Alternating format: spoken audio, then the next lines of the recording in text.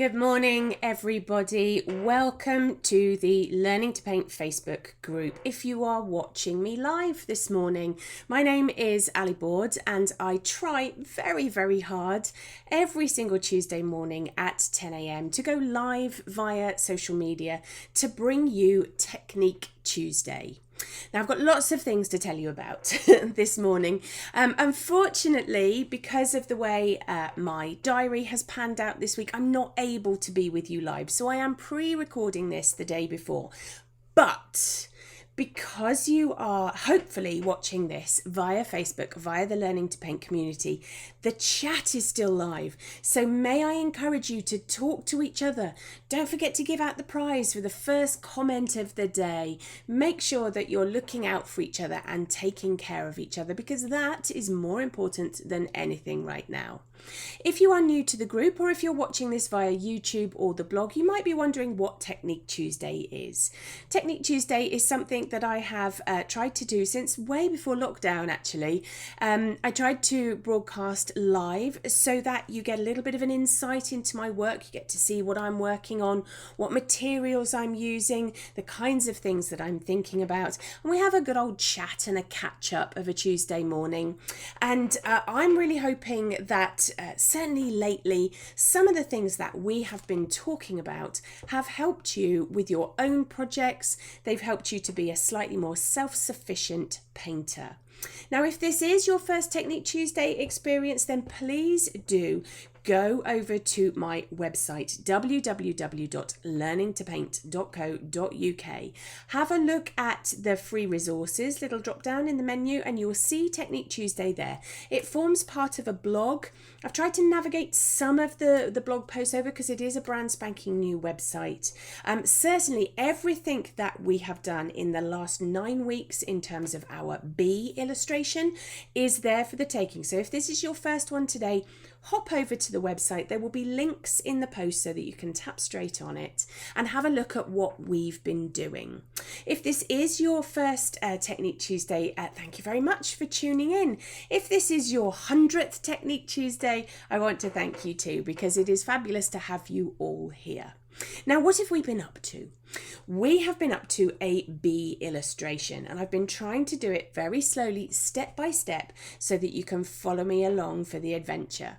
We've been looking at a way of incorporating flowers in with our bee. We've been looking at illustration techniques. We've been looking at gouache and all sorts of things. So without further ado, let's take you over to the overhead camera so that you can see what we've been up to.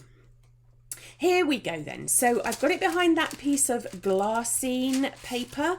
Do you remember me saying a couple of weeks ago it's that's been protecting it? And you will probably notice, or one of the first things you should notice straight away, is how much further it has come on since last week.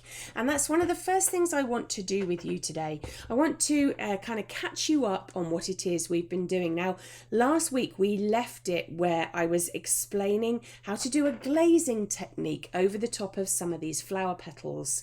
And if you were watching last week, you can see that I haven't quite finished all of them yet. This one is a little bit more worked up than others, but I've certainly got my colour in my petals.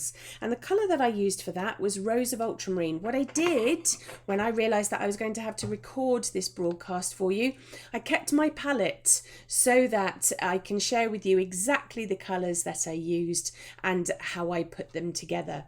So here you can see that Rose of Ultramarine already squeezed out, and you can see that it has separated. You've got the pink pigment and the blue pigment actually separating on the surface, but when they come together you get that beautiful slightly rusty quality in the pink. It was what I used up here in the back for the honeycomb texture as well.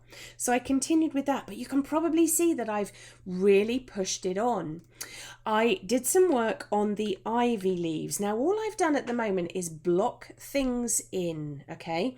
I'm not at the refining stage yet. That is due to come next week, hopefully. Fingers crossed. What I've done is I'm just assigning colour to various objects.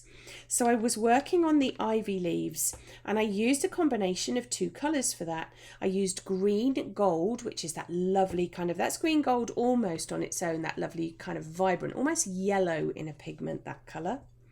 And I used some Hooker's Green as well. Now, Hooker's Green isn't a colour I use very often in my ordinary painting skills. So here's the Hooker's Green a little bit more neat down here.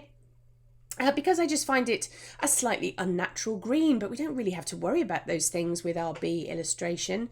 And then what I've done with the in-betweens is I've mixed it with other things. So I've either mixed the green gold and the Hooker's Green together, as I have done there and there. Or here, I mixed some of the Hooker's Green with a tiny little touch of Jane's Grey, which is what we used for the some of the paler tones on the bee. So you can see I've got this nice variegated variation in my ivy leaf my ivy leaves, and so I haven't really worked on those. I haven't looked at the highlights or the shadows or the veins or anything like that yet. I am just getting them blocked in. So I finished my flower. I did the centre, which is a little bit of Moon Glow, which I mixed with the Rose of Ultramarine. The Moon Glow is here in the background too. We put those ivy leaves in, and then I started some work on the columbine itself, and you can probably see here I used a whole collection of yellows to be able to complete the blocking in of that columbine. I used some lemon yellow watercolour in with a little bit of white gouache to get the really pale petal tones. And if you were tuning in last week, you'll know that I had a little bit of an error in there, didn't I? I had a little bit of a boo-boo in there. So I managed to paint that petal back in. And I have noticed some other areas where I've made a few mistakes, and I've altered those too. So there's plenty that I've been working on to kind of really make this come together. Now in the centre, I wanted that colour to be a little bit stronger. So in with my lemon yellow and a little bit of white gouache, I mixed some of that cadmium yellow deep that I used for the background of the bee to make this slightly deeper colour. Now I have painted back over the grey lines that I inked in. And you might find that that's a slightly peculiar decision to make, but it's simply because I can still see the lines through there. I can go back over them and I can pull them out and I can ink them in. There's so much shading yet still to do to this. But I wanted to lay the colour down in a nice flat wash so that it was nice and even for what it was that I had to do. So after I'd done the flower and the ivy leaves and the columbine, I don't know if you remember as well, I noticed last week that I had made a little bit of an error here too. So I had brought that black far too far down towards the petal. So what I did was I wet it, I lifted it out with a little bit of kitchen roll, and then painted some of the cerulean, this colour that we had in the background, with a tiny touch of white gouache just to bring that out again. So now you kind of, the abdomen of the bee, you can see is much more circular. There's still a little bit of work that needs to be done to that, but now I can see the sky through on both sides and it makes more sense. Then we came to the daisies. Now the daisies were always going to take a little bit of time and effort because there's a lot of them. And for this I took the cadmium yellow that I had used for the background of the bee, and I mixed in a tiny touch of white gouache to get the centres in. So I got those in. Now I knew that there's another way that I wanted the shading to happen on this, on the petals of the daisies. So I've left those alone. I haven't done anything to those at all. And you may also know, if you were tuning in last week, that I had a bit of a conundrum going on with what colour I was going to put in the background of the wings. And I did think about it long and hard. I did wonder whether I should put the cerulean colour in the background to sort of give that illusion that I could see the sky coming through. But when I thought about it, I thought what I don't want my wings to look like is that they are sort of somehow transparent and behind the daisies. I want the daisies and the wing to look part and parcel of each other. So I went out into my garden this week and had another look at bees floating around. They were on the kind of the ends of my lavender bush. My lavender bushes are right at the end of their season now, but the bees still seem to really love them. So I was having a really good look at what colour I might interpret those wings as. And it really came to mind that it is a grey. It's not clear, it's not translucent, it's not transparent, it is much more translucent. The difference being transparent, you can see straight through. Translucent, there's an element of something else in there too. So I've opted for the grey, and for this I've gone for the Jane's grey, exactly the same colour, because I thought actually that's going to bring my bee forward of the background, and then hopefully it will be a bit more in keeping, and we'll be able to do other things to it. So phew, I had got it quite a long way. I spent a very lovely morning over the weekend bringing that together to get it to this stage ready for our broadcast today. Now, the thing that I want to share with you today, ahead of next week, when I'm going to talk to you in quite a lot of detail about how to do detail. I'm going to be talking to you about Posca pens and added layers of gouache and where to put highlights and all of those things. But this week I wanted to kind of take a slight left turn and talk about this idea that I had of making the wings slightly iridescent to give them a little bit of a shimmer. So I thought today I would introduce you to a couple of products which you might either not know about or you might not have had experience of using, and we'll pop them on the bee and we'll see how they fare. Now, the two products that I've got today are these two. So the one on the left is Schmincke Aqua Bronze. The idea of this is that it's in powder format. You add a little bit of water to it and it will create this rather nice metallic finish. Now, I don't know if this is going to be too metallic for what I want, so I've got a backup product, and what I'm going to do is I'm going to test the two things out, see how we get on with them, and then I can make my decision for how to transfer it onto my surface. So I've got my Aqua Bronze, so the backup product that I've got is this, which is Perlex. Now, if you've read my book or you follow along my demonstrations, you'll know that I really like Perlex. And I like it because you can do lots of things to it. It is an inert powder. So it relies on other things mixed with it to make it into either an acrylic, if you mix an acrylic binder, an oil, if you mix an oil binder. But what I'm going to mix with it today is gum arabic, the same binder that is used for watercolours and for gouache, so that it comes out looking very much in keeping with my bee project so far. And I have actually two colours here. I wanted to go for silver. This is called diamond silver, so you can see it's very, very bright, very, very kind of glossy in there. This one is a little bit more dull. It's still called silver, but it has more of a kind of gunmetal finish to it. So we're going to try that. And then, of course, it wouldn't be me, would it? I found, when I was going through my box of Perlex, I found this one, which is called Grey Lavender. And I thought, oh, do you know what? The Technique Tuesday followers will hopefully really enjoy seeing the three things mixed up together so that I can compare them and find a really good route through for what it is that I'm going to paint on the wings. So let's start at the beginning. Here is the Aqua Bronze powder. So I'm going to take a little bit of it out. Now, you can tap it out onto your palette. I actually prefer to use a coffee stirrer because in that way I get exactly the right amount of powder that I require.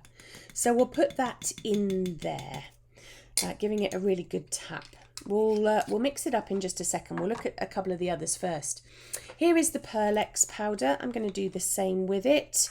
Should I clean this off? Probably is the answer. Am I going to? No, of course I'm not. So here is the silver Perlex. You can see already that it's a slightly deeper colour. So we've got that going on. Let's get the lid on. And then we've got the grey lavender here, which, as you can probably imagine, is a rather beautiful colour. And I grabbed it. Look how it works with my colour palette. So I have a sneaking suspicion that it's going to turn up in a couple of places on my bee potentially, but I don't know.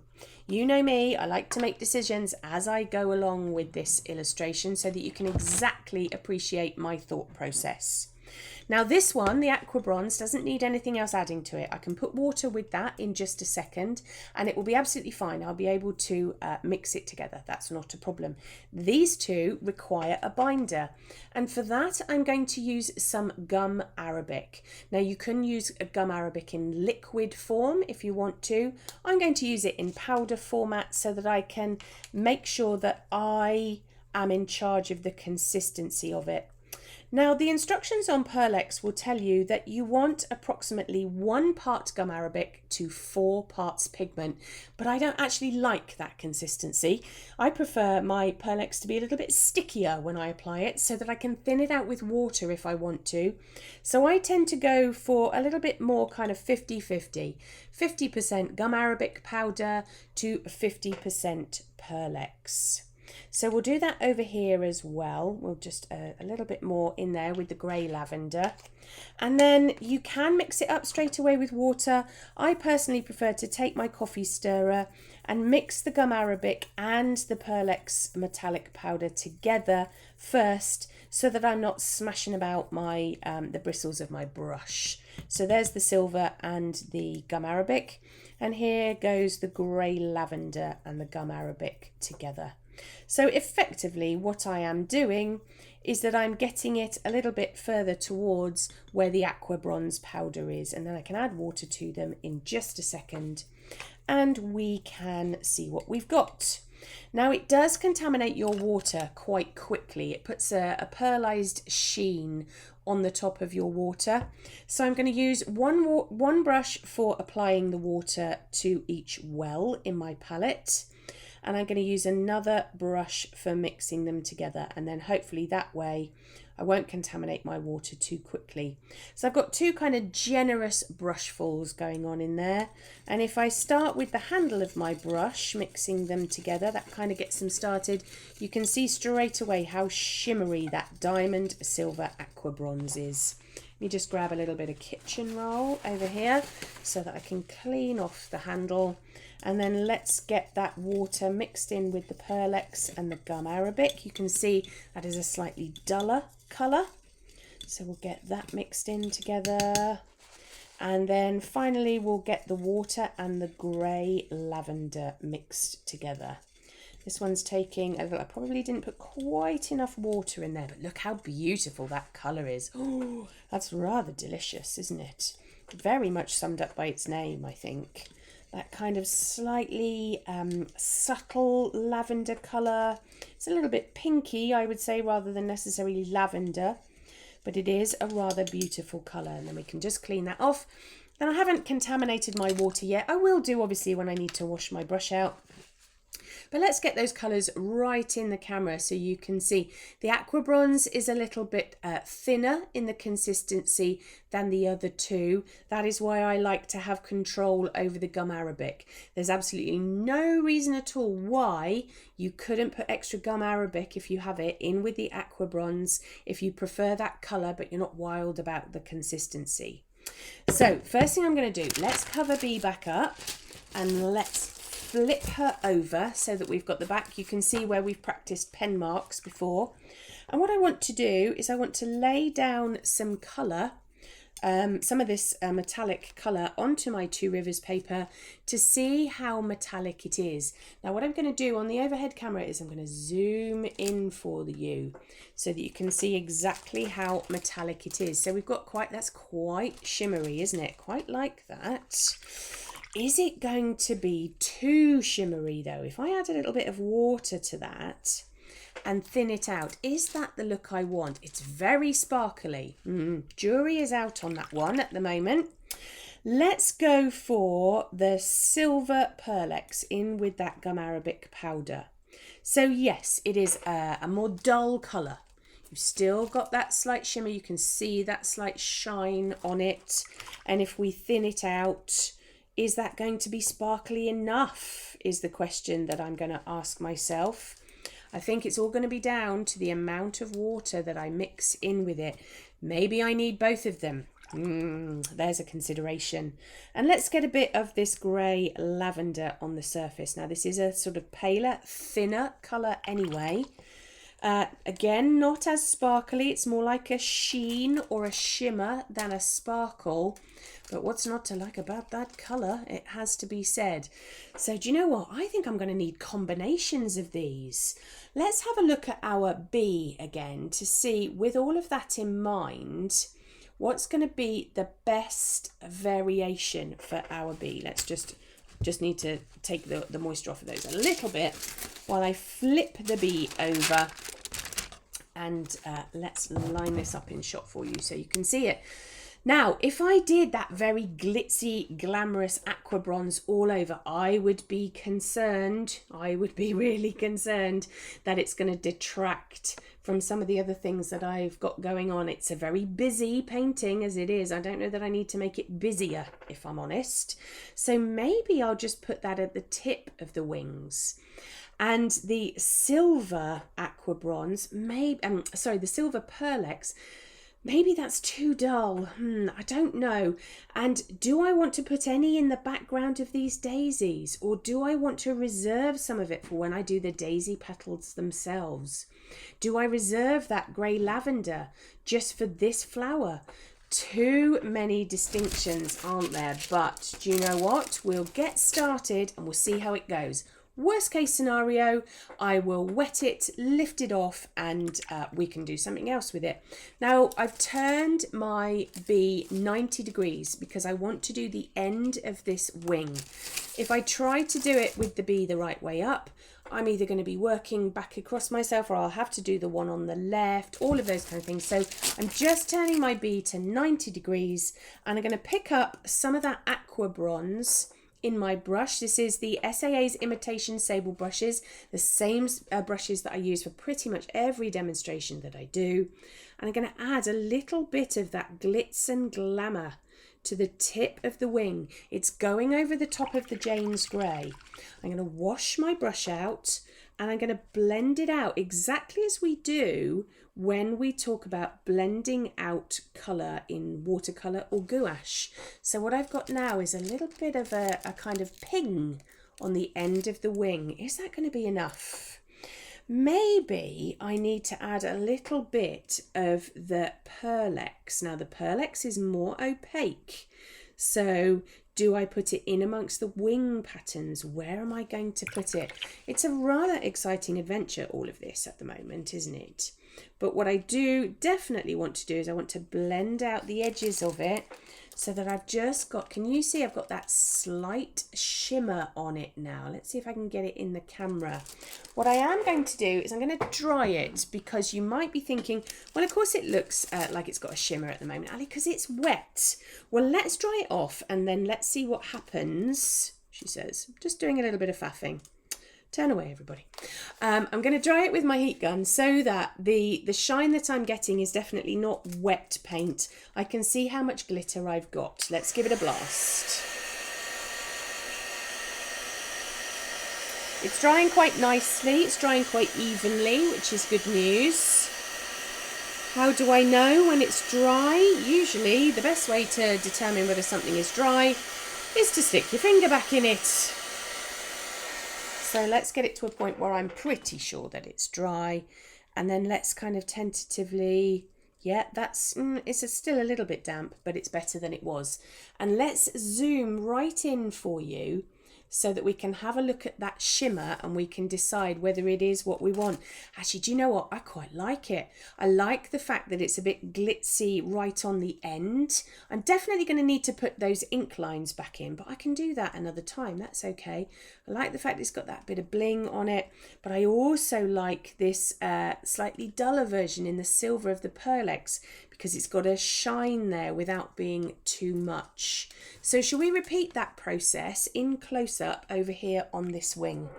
So I started off with my aqua bronze. I know it's called aqua bronze, and I know this is called this is a silver, or it's a diamond silver, but that's just the brand name, aqua bronze. So we'll start by popping that in, wash out the brush, and then use the damp brush. I've taken off the majority of the moisture onto the kitchen roll, and I'm smudging it down the wing so that I get a soft bleed out from the metallic into the rest of it. And then while that's still damp, I'm going to take my Perlex and I'm going to run that, as I did the other side, around this kind of leading edge of the wing, down into this area a little bit more, and then we'll do the same thing again. Brush into the water, taking off the excess and smudging that in together. And then what I've got on both wings, let's zoom out a little bit for you. What I've got on both wings then is that little bit of shine, that little bit of shimmer, but it's not too much. That's what I was concerned about. Now, do I do a risky maneuver and put some of the grey lavender on here, or do I test out my grey lavender on this finished petal? Let's do that, shall we? Haven't finished all the petals up as much as I would like yet, but I wanted to get to the good stuff for you guys today. So let's take some of that grey lavender in the same way that we did the wings. Let's just put a little tip of it on the end of our flower petal and bring some of that colour down. Now it's getting rid of that dark that I put in at the end. Is that a problem? I don't know, is the honest answer. I think I need to kind of prop this up and give myself a few moments to get used to that look. Is it perhaps not glittery enough? Am I being a bit too hesitant? All of these things are interesting discussions to have with yourself, aren't they? And it is the sort of thing that will send you a little bit doolally, because you do have to have these discussions. You can ask your painting friends or your relations or anybody that whose opinion you trust, but at the end of the day, it comes down to whether you like it or whether you don't. It's so tempting right now to put some of that very diamondy glitter all over the top, but do you know what? I'm going to hang fire, and the reason I'm going to hang fire is because this isn't fully finished. There's so much still to be done in the sculpting of the leaves and the petals, and I need all sorts of things at my disposal to be able to do that. I'm going to be using paint markers, I'm going to be using sketching pens, I'm going to be using extra gouache. All sorts of things are going to go on with that so that I can complete it and it's all going to come together. And it's almost as if, I know we're on part 9 and I know you guys have been really, really patient seeing this project through from beginning to end, but it's almost as if this all was preparation to get to the good bit when I put the detail in. So it's quite exciting and quite daunting all at the same time when you get to a project like this, because this is the point where I could literally break my project and I might have to go back a few steps. It wouldn't be that I would abandon it. I have come too far with this bee now to abandon it, but it might be that I will put something down, really not like the look of it, and I'll have to lift it out and we'll have to go back. So who knows whether next week will be the last week or not, but it is going to get down to the nitty gritty. So I hope you have enjoyed learning a little bit more about the Perlex and the Aqua bronze and how those can sometimes give a little bit of an added lift to your paintings. It's certainly making mine look that little bit more exciting, and I'm itching to finish it, which is always a good sign, isn't it? Now, once again, if you are watching this on Tuesday the 7th of September and you started watching it at 10 o'clock, my apologies that it's not coming live, and my apologies that normally I would give all of you a shout out. I would say hello, but I've had to pre-record this. I'm doing actually something very exciting. I have been invited to be part of the Artist of the Year judging panel. So that is what I'm doing this morning. I hope you have enjoyed the pre-recorded. I still have some things to share with you. Don't go away just yet. If you haven't had a chance to have a look at my new website, let's take you across to that so that you can see it. Here it is, www.learningtopaint.co.uk, and I've put it straight away on the blog page, but let's show you how you get to that. When you put learningtopaint.co.uk into your web browser, this is the home page, and you'll see that there's a nice introduction there, all the things that you can find at Learning to Paint. Bit of inspiration, some classes, there's the bee project very early on, and lots of links to my social media in terms of emailing or Facebook or Instagram. But up here at the top, now yours might look slightly different. If you are viewing this on an iPhone or a smartphone or a tablet or something similar, your menu might just look a little bit different. Your menu might look like 3 lines up here by the shopping bag that you can see up here. But if you're looking at a desktop and you flick through these, you can see that they have lots of drop downs. And here, if I take that away, it says free resources, look. And if you click on Technique Tuesday, it goes straight to the blog for you. There you can see last week's and all the weeks that we've done previously. It's really interesting to sort of see it backwards now and to see everything that we did together. So part 4, part 5 and part 6 are in one blog post, and then 7 and 8. And after my recording today, I will pop part 9 up there so that you can see it and you can read it at your leisure. There's always a little bit of extra information on that blog post, in that last week I shared with you the playlist that I was listening to when I pushed the project on. So I tried to give you a little bit more insight, and eventually on that website there will be links to the materials that I have used. Although it's taken me 6 weeks to build that website from dawn till dusk, it's still very much a work in progress. There's still lots of things that I want to do to it. So it's never a static thing. Go over there, find all of those things that you associate with my tuition and my work. Now this Friday, the 10th of September 2021 at 8 o'clock in the morning, my January classes are going to go live. So that is workshops, tutorials, all aboard artist membership, lots of things that you can learn about that I will be doing in January. Everything that comes before that is already on the website. If you want to join me for a class or for an all-day workshop, they're all there for the booking. But my January classes go live on Friday at 8 a.m. I am very fortunate. You are wonderfully supportive out there, and those places go really quickly. So please book early to avoid any disappointment at all. Now, I will be back with you next week, Technique Tuesday at 10 a.m. on the Learning to Paint Facebook page. If you're watching this on YouTube or via another platform, it's just a community page. You just need to go in there, and it's like a group. And a big group hug it is too, because some of you out there are very good at looking after our new members. Just answer a couple of questions and you'll be able to join in the chat. We've got nearly 2,000 members on there, all very willing to share their inspiration, what materials they're using, and to give you a bit of encouragement if you're having a bad painting day. So until I see you next week, take lots of care of yourselves, won't you? Have a lovely, lovely rest of the week, and we will speak very soon. Take care, everybody. Bye-bye.